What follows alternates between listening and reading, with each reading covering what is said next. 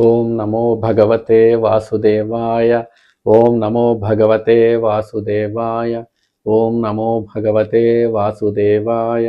హరే కృష్ణ. ఎందరో మహానుభావులు అందరికీ వందనాలు. నేను మీ భీమ శ్రీపదానికి మీకు సాదర స్వాగతం. ఇక్కడ మనం మాట్లాడుకునే మాటలు మనల్ని మన మనసుని ఒప్పించి ఒక ఉన్నతమైనటువంటి మార్గం వైపు వెళ్ళేలా చేయాలన్నది సంకల్పం. ఈ సంకల్పానికి సిద్ధమైన వారందరూ ముందుకు వెళ్దాం రండి. మనం విజయవంతంగా 5వ అధ్యాయంలో 2వ భాగాలు పూర్తి చేసుకున్నాం. ఇప్పుడు 3వ భాగంలోకి వెళ్ళేటువంటి ప్రయత్నం చేద్దాం. వెళ్ళే ముందు ఏం చేద్దామంటే గత వీడియోలో మనం ఏం నేర్చుకున్నాం. గత వీడియోలో 5వ అధ్యాయంలో 6వ శ్లోకం నుండి 10వ శ్లోకం వరకు నేర్చుకున్నాం. మనం అక్కడ ఏం నేర్చుకున్నాం అనేది ఒకసారి చూసి ఈ అధ్యాయంలోకి ఈ భాగంలోకి వెళ్ళేటువంటి ప్రయత్నం చేద్దాం.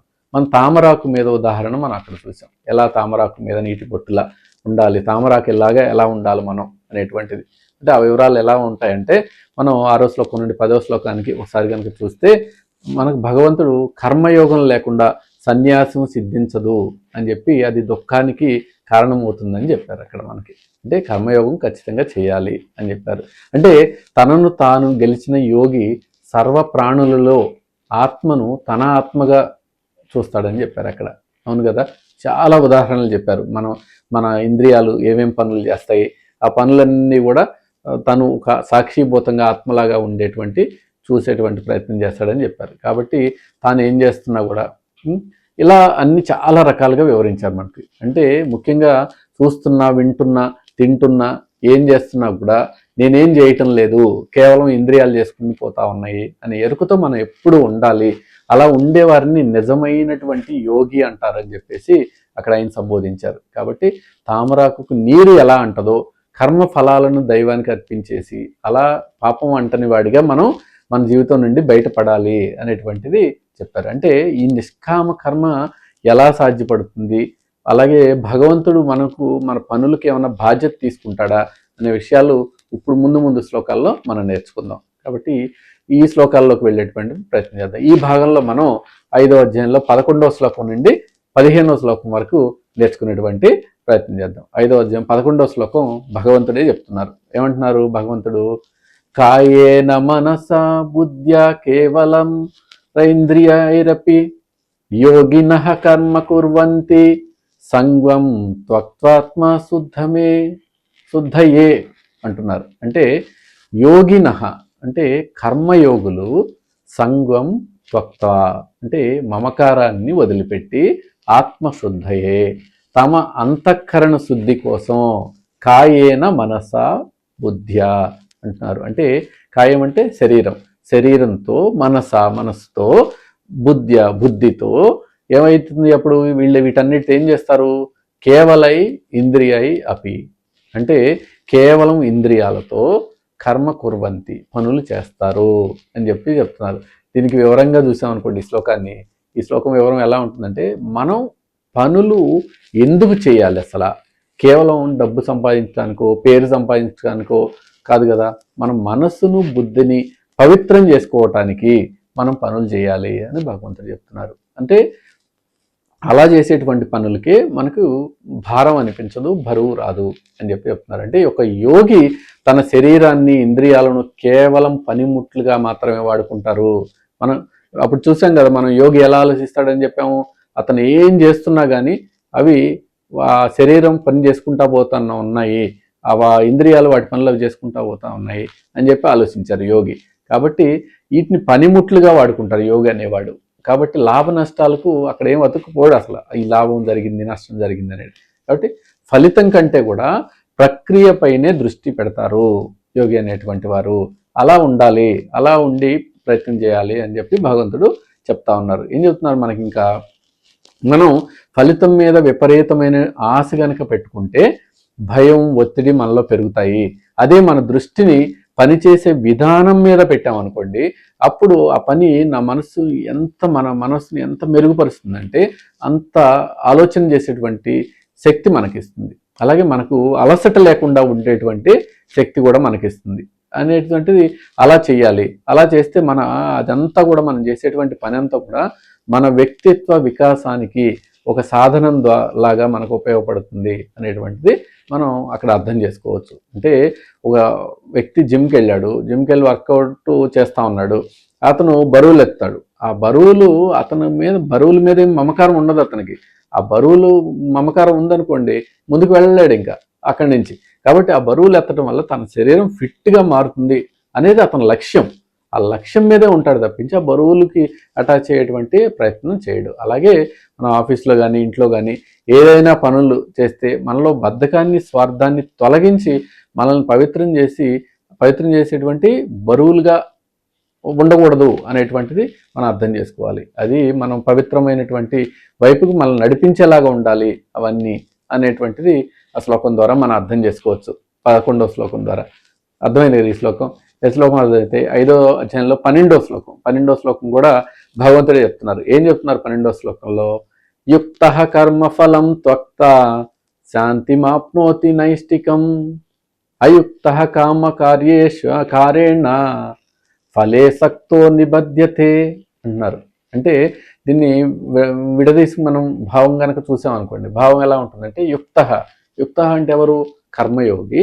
కర్మఫలం త్వక్త అంటే కర్మ ఫలితమును ఆశించక, త్వక్త అంటే విడిచిపెట్టేసిన వాడు.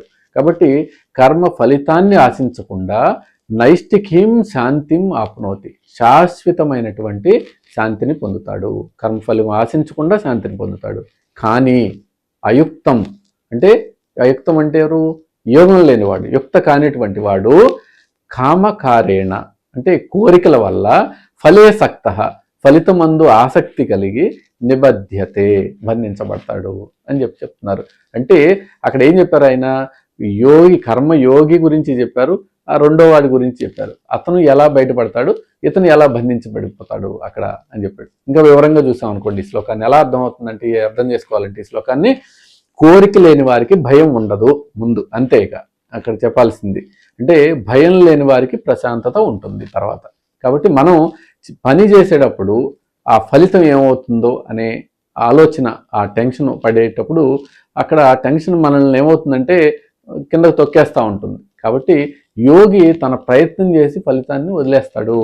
కానీ అలా మనం కూడా వదిలేటువంటి ప్రయత్నం చేయాలి, అలా ప్రశాంతంగా ఉండేటువంటి ప్రయత్నం చేయాలి అని చెప్తున్నారు. ఇవి శ్లోకాలు ఇప్పటికి ఎన్నోసార్లు చెప్పారు భగవంతుడు. ఎన్నిసార్లు రిపీటెడ్గా అన్ని శ్లోకాల మధ్యలో మళ్ళీ చెప్తున్నారు అంటే ఏంటంటే కర్మను మనం ఎలా చేయాలి, ఆ ఫలితాన్ని ఎలా వదిలిపెట్టాలి అనేటువంటిది మనకు అర్థమవుతుంది అనేటువంటి భావంతో ఇన్నిసార్లు మనకి భగవంతుడు చెప్తా ఉన్నారు ఈ శ్లోకంలో. కాబట్టి ఎప్పుడు కూడా భవిష్యత్తు గురించి ఆందోళనగా ఉన్నాం అనుకోండి, ఇంకెప్పుడు ఏం చేయలేం మనం. కాబట్టి ఆందోళన వదిలిపెట్టేసి వర్తమానంలో బ్రతకటం మనం నేర్చుకోవాలి. అంటే కర్మయోగి ఎప్పుడు కూడా వర్తమానంలోనే ఉంటాడు. అంటే ఫలితం మీద ఆసక్తి లేదు, ఫలితం రాకపోతే ఎలాంటి ఫలితం వచ్చినా దాని మీద ఏమీ పెద్ద ఆసక్తి ఉండదు. కాబట్టి వస్తే అహంకారం ఇవన్నీ పెరిగిపోతాయి కదా మళ్ళీ. అందుకని వర్తమానంలో మనం ఏ ఆలోచనలైనా వర్తమానంలో చేసేటువంటి పని చేయాలి. వర్తమానంలో చేసి ఆ ఫలితం మీద ఆశ పెట్టుకోకుండా ఉంటే అప్పుడు మనలో భయం కానీ అలాంటివి కలగవు అని చెప్తున్నారు. నిజమే కదా ఇది.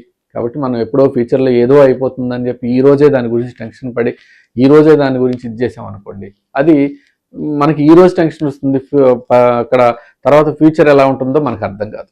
కాబట్టి ఆ ఫ్యూచర్ గురించి ఆ రోజు ఆలోచించవచ్చు. కాబట్టి ఈ రోజులో మనం ఉన్నతంగా ఎలా ఆలోచించాలి, ఎలా ఉండాలి, ఉన్నతంగా శాంతి పదంలో ఎలా ఉండాలి అనేది మనం ఎక్కువ ఆలోచన చేయాల్సినటువంటి విషయం. ఇది ఇలా అర్థం చేసుకోవచ్చు ఈ శ్లోకాన్ని. అంటే మామూలు ఉదాహరణ చూసాం అనుకోండి, ఈ శ్లోకం ఎలా కన్వర్ట్ చేసుకోవచ్చు అంటే, మనం ఒక క్రికెట్ ఆటగాడు ఉన్నాడు. అంటే నేను ఇవాళ ఎలాగైనా సెంచరీ కొట్టాలి అన్న ఆలోచనతో ఆడాడు అనుకోండి, ఆ ఒత్తిడి లోపల ఉంటుంది. ఆ ఒత్తిడి ఉండి త్వరగా అవుట్ అయిపోతాడు. కాబట్టి అలా కాకుండా వచ్చే ప్రతి బంతిని కూడా నేను సరిగ్గా ఆడాలి అని అతను అనుకుని గ్రౌండ్లోకి వెళ్ళాడు అనుకోండి, అప్పుడు ఆటను ఎంజాయ్ చేస్తూ అతను ఆడగలడు. అతను మంచి ఫలితాన్ని కూడా సాధించగలడు అక్కడ. ఎందుకంటే మనసు ప్రశాంతంగా ఉంది, అక్కడ ఎటువంటి ఒత్తిడి లేదు అతని మీద. కాబట్టి ఆ ప్రశాంతత ఆ విజయానికి అతనికి చేకూరుస్తుంది. కాబట్టి అలాగే మనకు కూడా మనం చేసేటువంటి పనులు ప్రశాంతమైన ఆలోచనతో చేస్తే మనకు మంచి ఫలితాలను ఇస్తాయి అని చెప్పడం భగవంతుడి యొక్క ఉద్దేశం. అలా ప్రశాంతంగా చేయమని అర్జునుడికి చెప్తా ఉన్నారు, మనకి చెప్తా ఉన్నారు భగవంతుడు. ఇది 12వ శ్లోకంలో మనం అర్థం చేసుకోవాల్సింది. ఈ శ్లోకం అర్థమైతే 13వ శ్లోకం చూద్దాం. 13వ శ్లోకం కూడా భగవంతుడే చెప్తున్నారు. ఇక్కడ ఏం చెప్తున్నారు? సర్వకర్మాణి మనసా సంస్యస్థానే సుఖం వసి నవధ్యారే పురే దేహే నైవ కుర్వన్న కారయన్ అంటున్నారు. అంటే వశీదేహి అని వాడారు అక్కడ. అంటే ఇంద్రియాలను జయించిన జీవుడు వశీదేహి అంటే. అంటే ఇంద్రియాలను ఎవరైతే జయిస్తారో అలాంటి వారు మనస సర్వ కర్మాణి సంన్యస్య అంటే మనస్సుతో సమస్త కర్మలను వదిలివేసి, మనసుతోనే వదిలేస్తారు సమస్తమైనటువంటి కర్మలను. అంటే నేను కర్తను కాదు అని భావించాలి, నేను కాదు చేసేది అని భావించినప్పుడు అలా మనసుతో వదిలేయగలరు ఆ పనులు. అలా వదిలేసిన వాడు నవద్వారే పురే. అంటే నవద్వారపురం అంటే ఏంటి? మన శరీరం నవద్వారపురం అంటాం దాన్ని. అంటే 9 ద్వారాలు కలిగి ఉంటాయి మన శరీరంలో. అందుకని ఆ నవద్వారపురే, ఆ 9 ద్వారాలు కలిగినటువంటి ఈ శరీరం అనే పురంలో నా ఏవ కుర్వన్ నా కారయన్, అతను ఏమి చేయక చేయించక అంటే సుఖం వస్తే సుఖంగా నివసిస్తాడు అని చెప్తున్నారు. ఈ నవద్వారపురంలో సుఖంగా ఉండాలి అంటే నేను ఏమి చేయించేవాడిని కాదు, నేనేమి చేసేవాడిని కాదు అనే ఆలోచనతో ఉండాలి అని భగవంతుడు చెప్తున్నారు. అంటే మన శరీరం 9 ద్వారాలు ఉంటాయి కదా, నవద్వారాలు, 2 కళ్ళు, 2 చెవులు, 2 ముక్కు రంధ్రాలు, నోరు, విసర్జన ద్వారాలు ఒక 2, అన్ని కలిపితే 9 ద్వారాలు ఉంటాయి. కాబట్టి ఇది ఒక ఊరు లాంటిది. ఈ ఊరు, ఇందులో నివసించే ఆత్మ ఏ పని చేయదు ఎప్పుడు కూడా.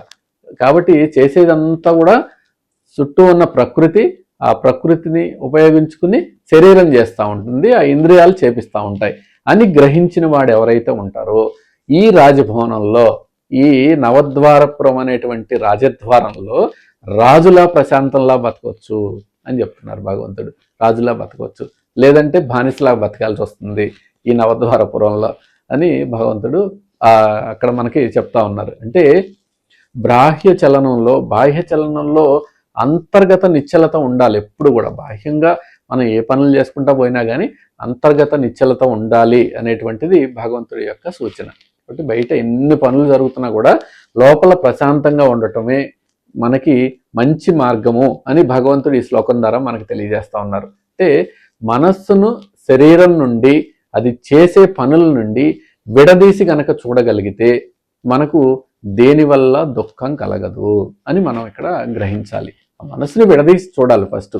ఆ మనసుని విడదీస్తే అన్నీ కూడా వేరువేరుగా జరుగుతూ ఉంటాయి, అలా చూస్తూ ఉంటుంది మనసు. అలా మనం సాధన ద్వారా ఈ మార్గాన్ని చేరుకోవచ్చు అని చెప్తున్నారు. మామూలు భౌతిక ఉదాహరణ చూసాం అనుకోండి ఈ శ్లోకంలో. ఈ శ్లోకం ఎలా అర్థం చేసుకోవచ్చు అంటే, మనం ఒక ఇంట్లో అద్దెకు ఉన్నాం. అద్దెకు ఉన్నప్పుడు ఆ ఇల్లు పాడైపోయింది, రంగులు పోయినాయి, దానికి ఏమన్నా మనకి విపరీతమైన బాధ వచ్చేస్తుందా? రాదు కదా. ఎందుకంటే ఆ ఇల్లు మనది కాదు, అలాగే శరీరం కూడా మనది కాదు. కాబట్టి లోపల ఉన్నటువంటి మనం కేవలం నివసించే వారమే అక్కడ. ఆ అద్దె కట్టి, ఆ అద్దె ఉన్నన్ని రోజులు, ఆ ఓనర్ ఉన్నమని రోజులు నివసించేవారమే. కాబట్టి ఈ శరీరంలో కూడా మన ఆత్మరూపంలో నివసించేవారమే, మనం ఏం చేసేవారం కాదు అని మనం ఇక్కడ అర్థం చేసుకోవాలి ఈ శ్లోకం ద్వారా.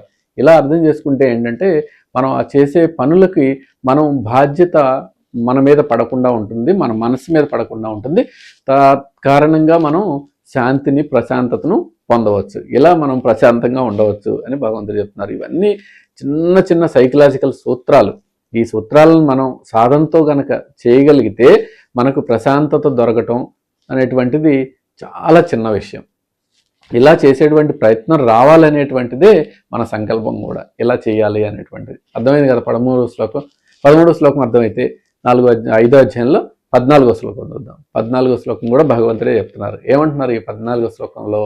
న కర్తృత్వం న కర్మాణి లోకస్య సృజతి ప్రభు న కర్మఫలం సంయోగం స్వభావస్తు ప్రవర్తతే అంటున్నారు. అంటే ప్రభువు అంటే ఎవరు? ప్రభువు పరమాత్మ. లోకస్య లోకులను నా కర్తృత్వాన్ని కర్తృత్వం అంటే ఇది నేనే చేస్తున్నాను అనే భావాన్ని, నా కర్మాణి కర్మలను, నా కర్మఫల సంయోగం కర్మఫలాల సంబంధాన్ని సృష్టించడు. అంటే అతను నా సృజతి అంటున్నారు కదా, సృష్టించడు అంటే తు స్వభావ ప్రవర్తతే, అంత ప్రకృతి స్వభావం వల్లే జరుగుతుంది అని భగవంతుడు స్పష్టంగా చెప్తున్నారు ఇక్కడ. అంటే మనం చేసేది ఏం లేదు అక్కడ అనేటువంటిది. అంటే చాలామంది ఏమనుకుంటామంటే మనలో దేవుడు నాతో ఈ తప్పు చేయిస్తున్నాడు, లేదంటే ఆయన నాకు ఈ శిక్ష వేశాడు అని మనం దేవుడి మీద నిందలు వేసేస్తూ ఉంటాం. కానీ స్వయంగా భగవంతుడు ఇక్కడ ఏమంటున్నారు, ఆయనే ఏం చెప్తున్నారు, దేవుడు ఎవరికి పనులు అప్పగించడు, ఏ పనులు అప్పగించడు, ఫలితాలను కూడా ఆయన ఇవ్వడు. అంతా మన పాత సంస్కారాల ద్వారా, మనం చేసేటువంటి సంస్కారాల ద్వారా, మన స్వభావం వల్లనే జరుగుతుంది. ప్రకృతి తన పని తాను చేసుకుపోతూ ఉంటుంది అని చెప్తున్నారు. అంటే నువ్వు చేసేటువంటి వాటిని నాకు సంబంధం లేదని భగవంతుడు చెప్పారు. భగవంతుడి ద్వారా ఏం జరగట్లేదు, మనం చేసుకున్నట్టు మనమే అనుభవిస్తున్నాం ఇక్కడ అనే భావన మనం ఇక్కడ అర్థం చేసుకోవాలి. అంటే జవాబుదారీతనము మరియు ప్రకృతి యొక్క నియమాలు ఎలా ఉంటాయి అనేది చెప్పారు. మనం చేసేటువంటి యొక్క పనుల యొక్క జవాబుదారీతనం, చుట్టూ ఉన్న ప్రకృతి యొక్క నియమాలు ఎలా ఉంటాయి అనేది భగవంతుడు ఇక్కడ మనకి ఈ శ్లోకం ద్వారా చెప్పారు. అంటే బాధ్యత మందే, కానీ మనలో వాసనలు మనల్ని ఒక పని చేసేలా ప్రేరేపిస్తాయి. ఎప్పుడు కూడా పాత వాసనలు కానీ మన లక్షణాలు కానీ, దానికి దేవుడికి బాధ్యం చేయడం ఎంతవరకు సబబు, మన అజ్ఞానం అది. కాబట్టి మన స్వభావాన్ని మనం మార్చుకుంటే మన కర్మలు కూడా మారుతాయి అనేది ఇక్కడ అర్థం చేసుకోవచ్చు. ఎప్పుడైనా మనం చేసేటువంటి పనులు వల్ల మన కష్టాలు నష్టాలు వస్తాయి. కాబట్టి అది ఎప్పుడు ఏది ఫలితం వచ్చిందో చూసుకుని మనం చేసేటువంటి పనులు చేసే విధానం మార్చుకుంటే, మన ఆలోచనలు మార్చుకుంటే అక్కడి నుంచి బయటపడవచ్చు అని చెప్తున్నారు. కాబట్టి ఇలా దీన్ని మనం ఈ శ్లోకాన్ని అర్థం చేసుకోవచ్చు. ఒక మామూలు ఉదాహరణ చూసామనుకోండి, ఎలా ఉంటుందంటే, ఇప్పుడు దేవుడికి రూపంలో మనం సూర్యుడిని ఆలోచిద్దాం. సూర్యుడు ప్రకాశిస్తూ ఉంటాడు. అంటే ఆ సూర్యుడి యొక్క వెలుతురు ఈ సకల చరాచర సృష్టి అంతా కూడా పడుతూ ఉంటుంది. అంటే ఆ వెలుతురికి ఒక పువ్వు వికసిస్తుంది, అవునా? అదే ఒక చెత్త కుప్ప దగ్గరికి వెళ్ళాం అనుకోండి, అదేం చేస్తుంది, కంపు కొడతా ఉంటుంది. కానీ దానికి సూర్యుడు బాధ్యుడా? కాదు కదా. ఆ వస్తువు యొక్క స్వభావం అలా ఉంది. అలాగే దైవం మనలో చైతన్యాన్ని నింపుతాడు. ఆ సూర్యకిరణాలు ఎలా అయితే ప్రపంచంలో చైతన్యాన్ని నింపితో, ఆ చైతన్యంతో అన్నీ కూడా ఇదొస్తాయో, అది మనం చైతన్యాన్ని భగవంతుడు నింపే ప్రయత్నం మాత్రమే చేయగలడు. ఆ చైతన్యంతో మనం ఏం చేస్తాం, మంచి చేస్తామా లేదా చెడు చేస్తామా అనేది మన స్వభావాన్ని బట్టి ఉంటుంది. కనుక పైన చెప్పినట్లు మన స్వభావాన్ని మనం మార్చుకుంటే మన కర్మలు కూడా తప్పకుండా మారతాయి అని ఆలోచించాలి ఇక్కడ మనం. అంటే ఎన్నో ఉదాహరణలు చెప్పుకోవచ్చు. జీవితంలో అట్టడుగు స్థాయికి వెళ్ళిపోయిన వాళ్ళు ఉంటారు, కష్ట నష్టాలు పడే వాళ్ళు ఉంటారు. అవన్నీ ఎలాగూ వస్తున్నాయి, మనం చేసేటువంటి ఆలోచనలు, మనం చేసేటువంటి పనుల ద్వారానే ఆ స్థాయికి మనం వెళ్ళాం. కాబట్టి మన పనులు మార్చుకోవటం వల్ల మన కర్మలు కూడా అన్నీ మారిపోతాయి, మళ్ళీ మంచి రోజులు రావచ్చు. కాబట్టి ఈ ఆలోచన మనం చేయాలి. ఈ ఆలోచన చేయాలన్నదే భగవంతుడి యొక్క ఉద్దేశం. కాబట్టి ఇక్కడ భగవంతుడు దేనికి సమాధానం కాదు, భగవంతుడే చేయించాడు లేదంటే భగవంతుడు ఇలా చేశాడు అనటం కరెక్ట్ కాదు అనేటువంటిది ఉద్దేశం. అక్కడ మనం చేసుకున్నదే మనకు వస్తుంది. కాబట్టి మనం చేసేటువంటి విధానం, మనం చేసేటువంటి ఆలోచనలు మారాలి అని భగవంతుడు ఈ శ్లోకం ద్వారా మనకు తెలియజేస్తా ఉన్నారు. అర్థమైంది కదా 14వ శ్లోకం. ఇప్పుడు ఈ శ్లోకం అర్థమైతే మనం 15వ శ్లోకం చూద్దాం. 5వ అధ్యాయంలో ఇది కూడా భగవంతుడే చెప్తున్నారు. ఏమంటున్నారు 15వ శ్లోకంలో, నా దత్తే కశ్యసిత్ పాపం నచైవ సుకృతం విభు అజ్ఞానేన వృతం జ్ఞానం తేన ముహ్యంతి జంతవా అంటున్నారు. అంటే ఇక విభుహు అన్నారు. అక్కడ విభుహు అంటే ఎవరు? భగవంతుడు. అంటే సర్వవ్యాప్తమైనటువంటి వారిని విభుహు అంటారు. కాబట్టి సర్వవ్యాప్తి అయిన పరమాత్మ కస్యసిత్ పాపం నాద్యతే అంటే ఎవరి పాపాన్ని కూడా స్వీకరించడు ఎప్పుడు కూడా. అలాగే నా చేవ ఏవ సుకృతం అంటే ఎవరి పుణ్యాన్ని కూడా గ్రహించడు. అంటే పాపాన్ని స్వీకరించడు, పుణ్యాలు స్వీకరిస్తారా అని మనం అడగొచ్చు, అది కూడా స్వీకరించడు. జ్ఞానం అజ్ఞానేన ఆవృతం అంటాం. జ్ఞానము అజ్ఞానం అనేటువంటి దాంతో కప్పబడి ఉండకపోవటం వల్ల, అలా మూసివేయి ఉండటం వల్ల తేన జంతవ ముహ్యతి ప్రాణులు మోహంలో పడి భ్రమపడుతున్నాయి. ఇదన్నీ పరమాత్మ చెప్తా ఉన్నారు. అంటే వివరంగా ఎలా చూడొచ్చు అంటే ఈ శ్లోకాన్ని, దేవుడు మన పుణ్యాలను కానీ తన ఖాతాలో ఎప్పుడు వేసుకోడు, అలాగే పాపాల కోసం మనం శిక్ష వేయడు, పాపాలను కూడా అతను స్వీకరించడు. అంతా మన జ్ఞాన అజ్ఞానాల మీద ఆధారపడి ఉంటుంది. ఒక మేఘం సూర్యుడిని ఎలా అయితే కప్పివేయటం వల్ల మనం నేను పాపిని అది సూర్యుడు భగవంతుడు మనకు కనపడ్డో, అలాగే మనలో కూడా ఆ అజ్ఞానం అనేటువంటిది మన జ్ఞానాన్ని కప్పివేయటం వల్ల నేను పాపిని, నేను పుణ్యాత్ముడిని, లేదంటే నాకు దేవుడు అన్యాయం చేశాడు, ఇలాంటివంటి ఆలోచనలు మనం చేస్తా ఉని భ్రమ పడతా ఉన్నాము అని భగవంతుడు చెప్తా ఉన్నారు ఇక్కడ.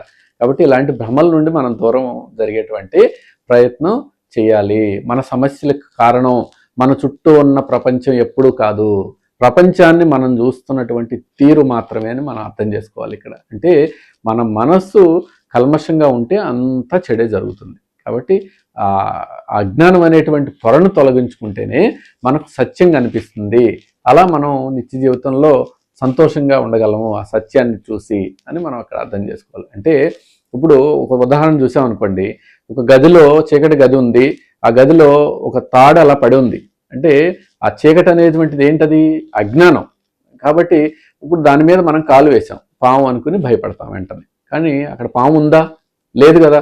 అంటే మన భయం నిజమైంది, అది మన భయమే అక్కడ పాములాగా మనల్ని భ్రమ చెందించింది. అంటే ఎప్పుడైతే మనం ఒక చిన్న దీపం వెలిగించి, దీపం అంటే జ్ఞానం, మళ్ళీ అక్కడ వెలిగించి చూస్తామో ఆ భయం వెంటనే పోతుంది. కాబట్టి దేవుడు అక్కడ ఆ పామును సృష్టించలేదు, అక్కడ ఆ భయాన్ని సృష్టించలేదు. ఆ రెండు కూడా మన అజ్ఞానం వల్ల కలిగినాయి. కాబట్టి దాన్ని దేవుడు ఎలా బాధ్యత వహిస్తాడు? కాబట్టి ఇలా మనం ఈ శ్లోకాలని అర్థం చేసుకోవాలి. అన్నిటికీ కారణం మనమే. అన్నీ మనం వేరే వాళ్ళ మీద వేసేటువంటి ప్రయత్నం చేస్తాం, లోకాన్ని కూడా అలాగే చూసేటువంటి ప్రయత్నం చేస్తాం. ఇది తప్పు అని భగవంతుడు చెప్తున్నారు, ఇలా చూడొద్దు అని చెప్తున్నారు. కాబట్టి ఇలా మనం ఈ భాగాన్ని ముగిద్దాం. అంటే ఇలా భగవద్గీతలో 5వ అధ్యాయంలో ఈ 3వ భాగంలో మనం ఏం నేర్చుకున్నప్పుడు కర్మల వెనుక ఉన్నటువంటి అసలు రహస్యాన్ని దేవుడు దేనికి బాధ్యుడు, దేనికి బాధ్యుడు కాదు అనేటువంటిది స్పష్టంగా చెప్పారు మనకి. అంటే మన అజ్ఞానమే మన దుఃఖానికి మూలం అని ఈ శ్లోకాల ద్వారా మనం తెలుసుకున్నాం. కాబట్టి ఈ అజ్ఞానాన్ని ఎలా తొలగించుకోవాలి, ఇప్పుడు చెప్పినటువంటి అజ్ఞానాన్ని, ఆ అజ్ఞానం తొలగిన జ్ఞాని లోకాన్ని ఎలా చూస్తాడు, అలాగే ఒక పండితుడిని, ఒక చండాలుడిని, ఒక కుక్కను మనం ఒకేలాగా ఎలా చూడొచ్చు, అంటే ఒకటే రకమైన ఆలోచనతో ఎలా చూడవచ్చు, ఇలాంటి అనేక పరమ అద్భుతమైనటువంటి విషయాలను కృష్ణ పరమాత్మ తదుపరి శ్లోకాల్లో మనకు వివరిస్తారు. ఆ విశేషాలను వచ్చే భాగంలో మనం నేర్చుకునేటువంటి ప్రయత్నం చేద్దాం. మిస్ అవ్వకుండా భాగాలను కూడా చూసేటువంటి ప్రయత్నం చేయండి. ఇలా భగవద్గీతను మన నిత్య జీవితానికి అన్వయించుకుంటూ నేర్చుకోవడం మీకు నచ్చిందని భావిస్తున్నాను. మీకు నచ్చితే మన ఛానల్ శ్రీపదాన్ని సబ్స్క్రైబ్ చేసుకోండి. ఇలాంటి మంచి విషయాలు అనేక మందికి తెలిసే అవకాశం కల్పించండి. సర్వం శ్రీకృష్ణ అర్పణమస్తు. నమస్కారం, మీ భీమ.